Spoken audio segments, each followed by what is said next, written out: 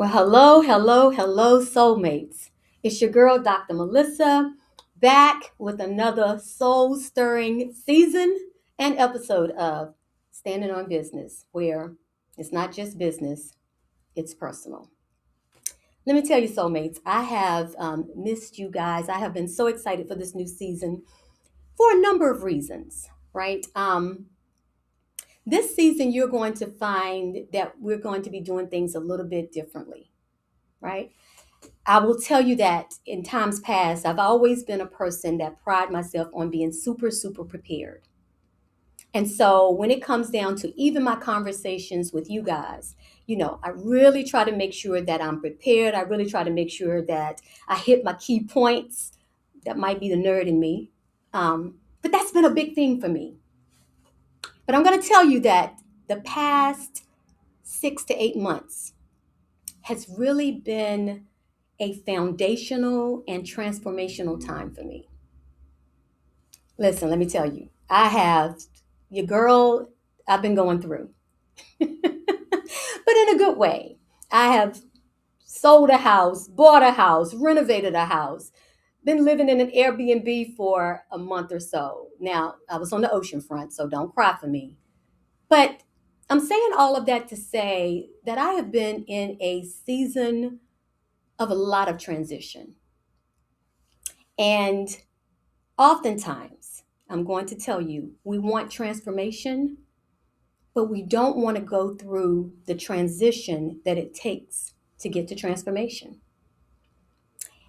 And so many of you know that over the past 4 or 5 years, my life has gone through major transitions, from losing my husband of 31 years, going through that process, walking through that grief, allowing myself to grow, allowing myself and giving myself the grace to hope again and to believe again, and ultimately to love again. Then getting married and watching my babies grow and leave the nest and all of that. It's just been a time of major, major transition. And so, what I've come to realize, maybe like you, these transformational moments that we seek come on the backside of transition, sometimes chaos, sometimes a lot of discomfort. And it has gotten me to the point where I realized that my efforts to be so prepared was really steeped in discomfort of not being enough, like showing up. And if I'm not prepared, it was almost like just me organically 10 toes down, flat footed. That's not enough. So I really honed in on making sure everything was just in order. Now, y'all, listen to me. I'm not saying show up and not be prepared. Yeah, stop. No, I didn't say just show up and fly by the seat of your pants and not do the things that you need to do so that you can walk in excellence. That's not what I'm talking about. I'm talking about when preparation is really masking imposter syndrome, when preparation is really masking feelings of insecurity or inferiority. And so I have endeavored for this season to show up prepared, but prepared from the standpoint of something I heard a major thought leader in the world of business say. He said, a prepared man is better than a prepared message. And so I'm endeavoring this season to show up as a prepared woman. Okay. In other words, speaking more organically from my heart, letting it land however my creator wants it to land, and not feeling the need to couch it and to curve it and making sure that it's palatable, like all of the things that I've been teaching us not to do. Understand that I'm also in process. And as we identify those areas that need to shift and change, we make those adjustments. And so that's what you're going to see this season. Is that all right? I hope it is, because that's what we're going to do. So, listen, I had the opportunity a few months ago to take the stage in Atlanta, Georgia for it was a very wonderful conference. And one of the things that I really wanted to share with the women there was from the perspective of how we show up in identities that really don't belong to us, right? And so I shared with the attendees that I am a huge superhero buff, right? I grew up in the 70s and 80s.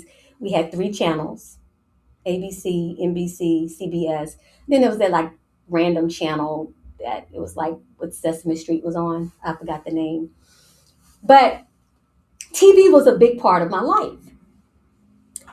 And so when I tell you that I was like obsessed with superhero shows, you had Batman, you had Superman, you had the Bionic Woman, you had the $6 Million Man, you had the Incredible Hulk. But honey, my favorite, mm, Wonder Woman. Honey, I love me some Wonder Woman. And so when I reflected on, how much I loved just her power, her beauty, her impact, I also started to reflect on this strange phenomenon that you'll find not only in the whole story of Wonder Woman, but also in almost all of the superheroes that we look up to. And that is this whole phenomenon that they had to hide their true identities. Now, I just want you to think about that for a minute. They couldn't show up in their power. They couldn't show up as who they really were. They had to, on a daily basis, show up as something else. And y'all, not just something else, something less than who they were. So, Superman showed up as Clark Kent with the geeky glasses, stumbling around with the Docker pants on, pretending like he was weak and aloof, running behind Lois Lane, who didn't want him, but she wanted Superman, right? And then when something would happen, he would run off and find this phone booth and transform into the most powerful being on the planet. And let's not leave our sister out, Wonder Woman. She had to show up every day as Diana Prince. Hair pulled back into a bun. Amen. The bun. Buttoned up, efficient, effective, unassuming, in love with Steve Trevor, who didn't want her but wanted, come on, class, who? Wonder Woman. And then when something would happen, she'd find a corner and run off somewhere and spin around and become the most powerful woman on the planet. And I'll tell you, it got me to thinking, like, why? Why couldn't she just show up with the golden lasso and the bracelets? Why couldn't Superman just show up with his cape? Why did they have to play down who they were in order to fit into a system that would accept them? And so as I'm thinking about that, I'm like, dang, like, why would you walk if you could fly? Why are you spinning to be who you already are? Now, before you and I start looking at them like, I don't know why they did that. I'm going to suggest, my loves, that we do the exact same thing. Yeah, no, we may not have a golden lasso. We may not have a cape. We may not be able to leap over tall buildings in a single bound. But each of us have been given a special gift from the divine, a calling on our lives, something that's been deposited in us, a superpower that was given to us, not just for us, but for the world, to change lives, to impact lives. And what do? We show up apologetically. We show up and try to fit into the boxes and try to shrink ourselves and try to make sure that we don't offend anybody and make sure that we don't throw anybody off and make sure that we don't intimidate anybody. And I don't want them to think that I'm trying to show them up, and I don't want them to think I'm too smart. And I don't want them to think that I'm a know-it-all. I don't want them to think that I'm braggadocious. All of these things. And we show up as Diana Prince on a day-to-day basis, knowing full well that we're Wonder Woman.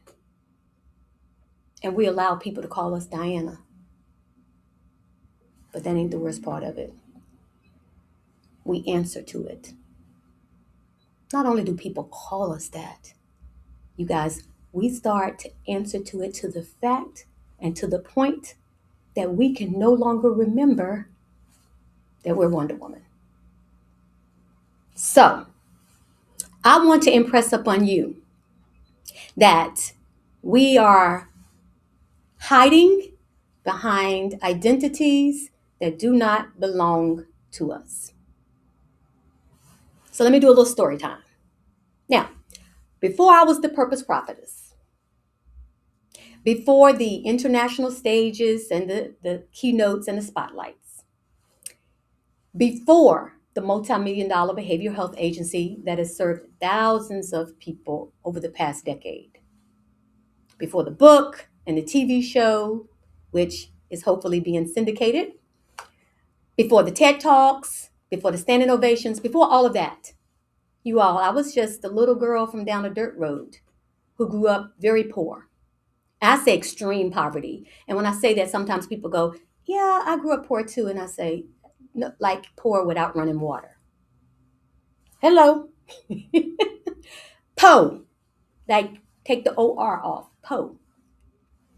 I grew up with a single mama, me and my two sisters, who relied on food stamps and free government cheese and milk to feed us. I will tell you, we couch and floor surfed for about 5 years because we didn't have a home. So sometimes when I hear people talking about being homeless, homeless is not always under a bridge. Homeless is the absence of a home. And for my mom and my two sisters and I, we did not have a place of our own. So we relied on the benevolence, or sometimes non-benevolence, of family members and other people to allow us to sleep on their floor, stay in their house, because we didn't have anywhere to go. So why am I telling you that? I am telling you that because what that creates in you, what it created in me, was this baked in sense of inferiority and scarcity, right? Early on as a child, I realized that there were things that other people had that I didn't have access to. And I didn't internalize that from an external place and say, hey, that's how the world is. And sometimes, there's a divorce and people go through things. No. I internalized that inherently there was something wrong with me as to why I didn't have access. I wasn't good enough. Because if I was, then my situation would look differently. So for those of you that have had the opportunity to look at my TED Talk, I said I became a box checker. That's how I was like, you know what? I got to figure out how to break this poverty thing. Like, I got to figure out how to get this American dream. Because I'm sitting there every Thursday looking at Heathcliff and Claire Huxtable living nice and coming down the stairs, and they go to the refrigerator and there's food in there and they're laughing and talking. And I'm like, okay, so that does exist. How can I get that? And so in order to do that, I became a box checker. First person in my family to go to college, check. Married my college sweetheart, check.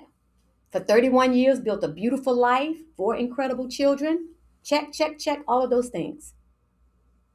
And it was a good life.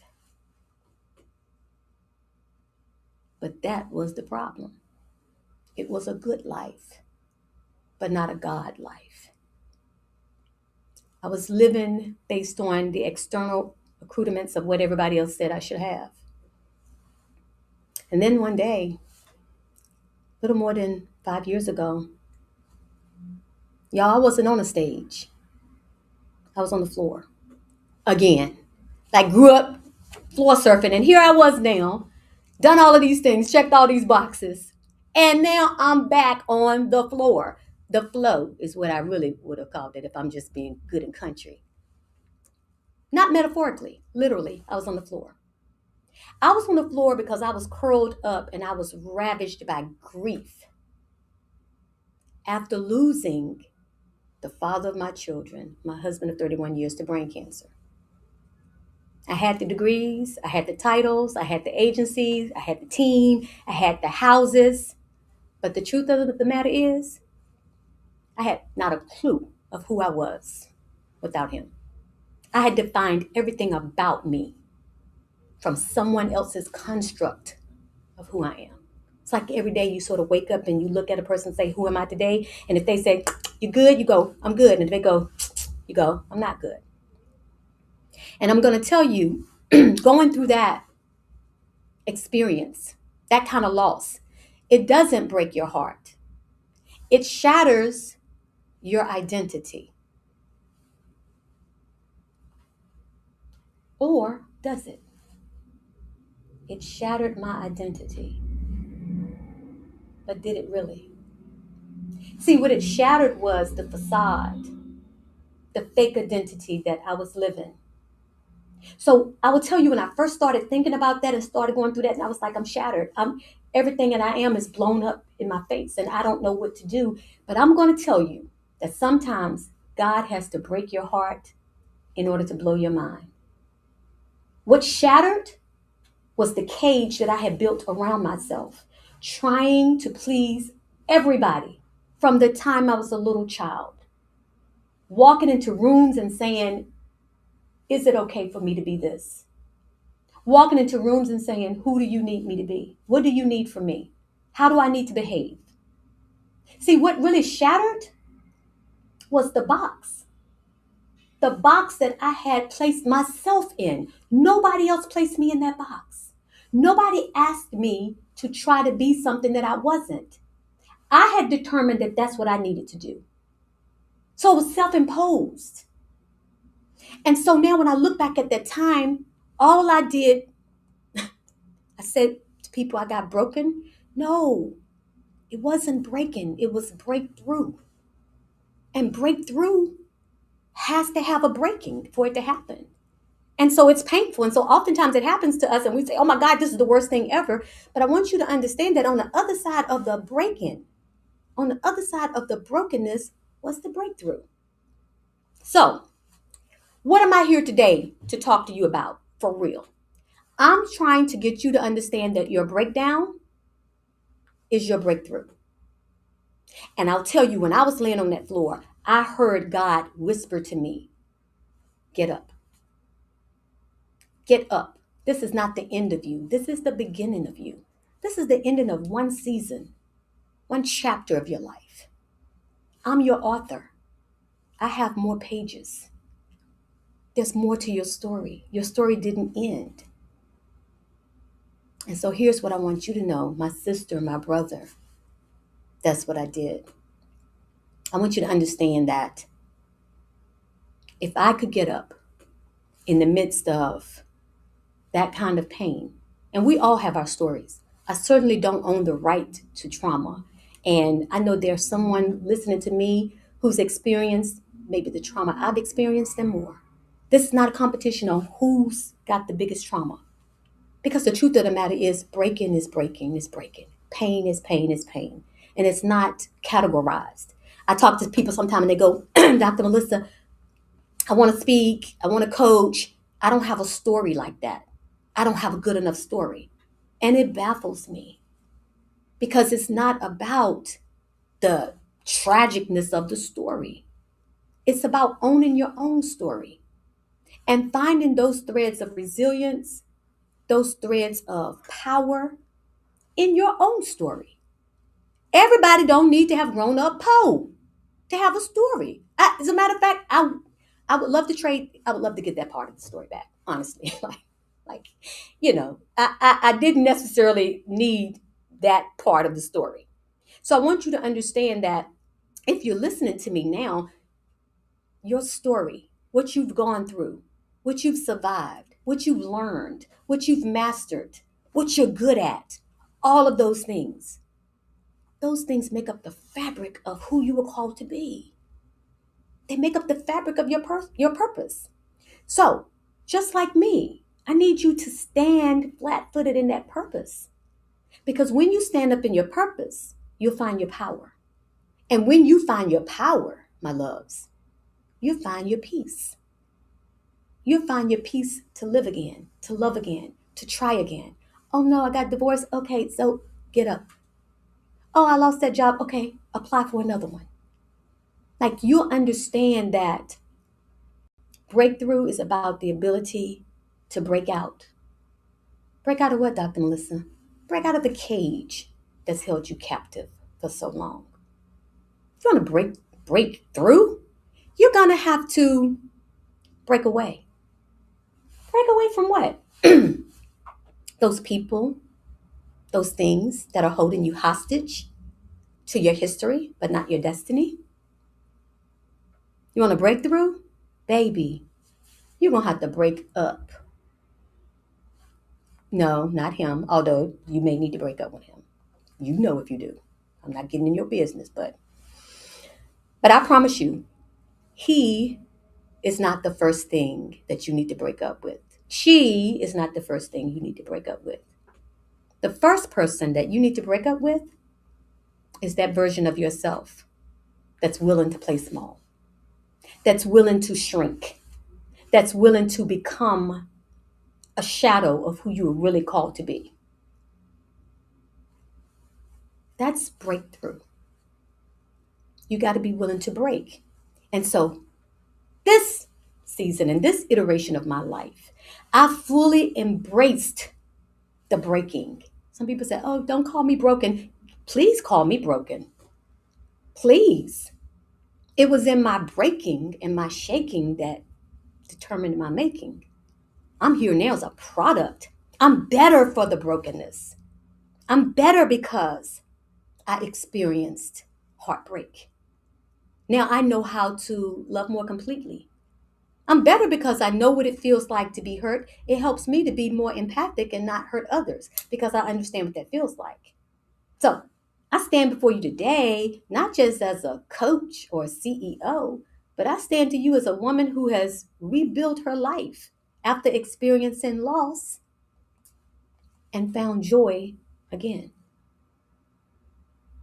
My love, I am proof that you can lose everything familiar and still become everything you were destined to be. So, my assignment today, I didn't come here to impress you with all of the accolades of what I've done and who I am. I did not come to impress you. I came to impress upon you that what you're asking for, this life that you're dreaming of, is on the other side of your decision to stop shrinking and stop answering to Diana Prince when you know that's not your name. I'm going to need you to stop answering to Clark when you know good and well Clark Kent is not your name. I need you to start insisting, being radical, being unapologetic about being identified and answering to who you are. You may not like Wonder Woman. I'm okay with that, but that is my name, sis. If you keep saying Diana, I promise you, you'll get that glazed over look from me. And it means I see your mouth moving, but it's like, I'm going to date myself. Those of y'all that remember Charlie Brown, y'all remember the cartoon Charlie Brown? And the teacher, wah, wah, like, I don't, first of all, did we ever even see her? I don't remember seeing her, but it will be wah, wah, wah, wah, wah, wah, wah, wah, wah, wah, right? And I was a weird kid because I was like, why don't they tell us what she said? I had too much time on my hand, right? But I can tell you, in my life today, there are a lot of Charlie Brown teachers in my life. When you start saying something that does not line up with who I know I'm called to be, when you start saying stuff that speaks to the old version of me, I see your mouth moving, but I can't understand the words that are coming out of your mouth, right? And that's because I've decided to show up as Wonder Woman. Now, good, bad, and ugly. Good, bad, and ugly. This is not Wonder Woman, Superman. This is not perfection. This is about being unapologetically you. I don't need to have the ability to fly in an invisible jet and all of the super cool things that Wonder Woman could do. Those were her superpowers. When I say that I'm Wonder Woman, I'm saying to you that I've identified my superpowers. And I'm not willing to pretend that I don't have them to make someone else comfortable. That's whack. It went out with the jerk. I'm not doing it anymore. I can't serve people hidden. You cannot be honored and hidden at the same time. And I do want you to think about this. For the time that it took for Wonder Woman to go find a dark corner, or for Superman to find a phone booth, just stop right there, y'all. A phone booth. Let me just talk to my Superman. Baby, if we gonna have to wait for you to find a phone booth for us to get the gift and the superpower that God put in you for us, we're gonna be waiting a very, very, very long time, y'all.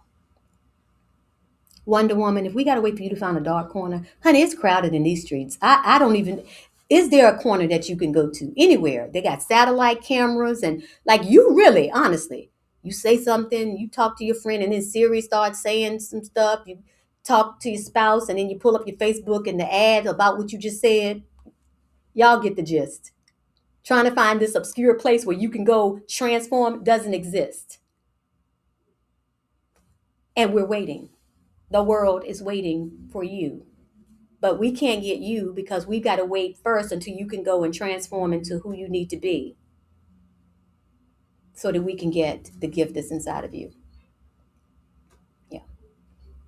I'm going to wrap this up with a story because in this season, you're going to hear me talk a lot about identity, right? You're going to hear a lot about identity because I'm going to be honest with you. The lack of identity is what is causing us to feel like we're not going anywhere. It's what's causing us to feel like life is not happening for us. It's the lack of identity. What do I mean by that? I mean, oftentimes we're saying, I want to be a millionaire. Let me use that as an example because it's something that I hear probably 3 times a day. Dr. Melissa, I know that you coach people. I know you help people. Help me be a millionaire. And I'm going to tell you the first thing is that if you want to be a millionaire, I need you to take a breath and relax. More than likely, if you are listening to me, you will make $1 million. Come on, somebody run around your room. I just told you. You're going to make $1 million. Now, it might be over a period of 20 or 30 years. If you continue to work, take whatever your salary is and multiply it by 10 or 20. For most people, if you're making $50,000 a year, in 20 years, you'll make $1 million. So that's not the thing. It's the increment of time. And see, I'm just doing a little aside, but I just need you to understand that when you pay for coaching or for somebody to mentor you, for somebody that's already done it, you're paying for speed, not necessarily the results. You can make $1 million. It might take 20 years. Or you could hook up with somebody who know how to get you there in a year, but I digress. Okay. My point is, we want this identity. I want to be a millionaire. And then my next question is, let me talk to you about your habits. Because sometimes we have a rich desire, a rich calling, but we have poor habits. Why do we have those poor habits? It's because we have not yet embraced the identity of a millionaire. We're still trying to have something instead of learning how to be something. In this season, it's really about you learning how to be the person who can steward $1 million. Are you a person that can actually wake up every day, and exist in an environment, in an ecosystem that millionaires exist in. Now, some people would say, of course I can. It's not that big. It's not that big a deal. And I would say, okay, I hear you. But I'm going to tell you the big thing for us in this season is to show up as the person who the thing belongs to that you're asking for. I'm asking for a wonderful relationship. I want to be married. Okay, show up as the person who can be married. That means there's some thoughts, behaviors, beliefs, some things would have to shift. And that's what I'm saying to us in this season. You're not doing anything wrong. You are working your butt off. You're doing all of the things. You're checking all of the boxes. You are doing everything that you're supposed to do. And do is the operative word. It's not about all of the things that you're supposed to do as much as it is about the person that you're supposed to be. I told you I was renovating the house. I'm going to end with this story. Renovating the house, right? And because I was moving, y'all, I everything was in boxes. I didn't know where anything was. I promise you, I was like, and so I needed to make a withdrawal from the bank, right? But I don't have my stuff. I didn't have my deposit slips. I didn't even have my cards. Everything was like really, really. When I tell you it was packed up, it was packed up. And so I go into my bank, not just any branch. I go into the bank that I always go into. And I've been with this bank for over 30 years. When I walk in, they know who I am. I walk in, hey, Dr. Melissa, hey, how you doing? Da, da, da. I know about their kids. I know that little Taylor had a soccer game like the week before. So I'm like, how was Taylor's soccer game? Oh, it was wonderful, blah, blah, blah, blah, blah. And so then I said, baby, I need to make a withdrawal. So she said, do you have any slips? I said, no. So she slid one of the slips over and I filled it out and I slid it back to her. And she said, okay. She said, I just need your ID. And I said, girl, I'm moving. I said, Lord, I don't have my ID. I said, all of my stuff is in boxes and everything, but you know me. So go ahead and run me that money right quick. And she said, Dr. Melissa, as much as I would love to, I will not be running you anything, money or otherwise, without that ID, the identification.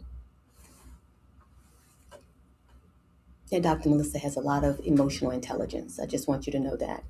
But every now and then, it's another little side. I keep her locked away in the corner for the most part. But she had come to the forefront and she said, sweetheart, I'm not asking you for your money. I'm asking you to go get me my money. That's not your money. It's not the bank's money. The money belongs to me. So what I would like you to do is go retrieve the amount from my money that I requested. And I gave her that look, And she leaned back closer. And she said, Dr. Melissa, I understand your frustration. And I do understand that it's your money. And I do understand that you come in here and I know for the most part who you are. But in order to access that money from that account, I'm going to need proper identification from you to ensure that I am releasing that money from that account to the person that it belongs to. Y'all, I didn't get my money. I didn't get my money. She wouldn't give me my money. But as I was walking out, at first a little irritated, the download came. And the download said, even if something belongs to you, you cannot have access to it until you show up with the proper identity of the person that it belongs to. So some of you have been asking, praying, believing for a lot of things, and you feel like those prayers weren't answered. They were. You just haven't shown up as the person who it belongs to. So that's what we're going to work on going forward. You're going to hear identity so much, you're going to be like, does she know another word? I do.